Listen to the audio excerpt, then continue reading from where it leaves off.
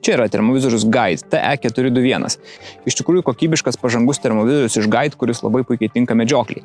Viduje yra 400 ant 300 pikselių, 12 mikronų jutiklis, tai plus 25 mm objektyvas. Padaro šitą termovizorių labai puikų apžvalgai ir pastebėjimui. Tai, sakykime, 400-500 metrų yra būtent jo darbinis atstumas. Tokia paprasta, labai nekomplikuota forma, gumota danga, patogus tiek su viena, tiek su kita ranka naudoti. Valdymas yra labai paprastas, čia yra vienas mygtukas ir čia yra ratukas, kurį sukinėjant vaikšto po radialinius meniu. Apie visą bendrą naudojimo patirtį, tai jinai gali būti antiek paprasta, kad tiesiog įsijungiu termovizorių, žiūriu, nieko man daugiau nereikia, arba jinai gali būti pakankamai gili. Jeigu jums įdomu, jeigu jums to reikia, galima nerti giliau į meniu, yra labai įvairūs vaizdo apdirbimo režimai, funkcijų, kurios anksčiau būdavo sutinkamos tik tai premium klasės termovizoriuose. O čia viskas sudėta štai į tokį paprastą ir kiekvienam prieinamą termovizorių. Ir taigi šitas termovizorius čiut mažiau negu 900 eurų, bet, kaip mes sakom, rodo kaip už 1000.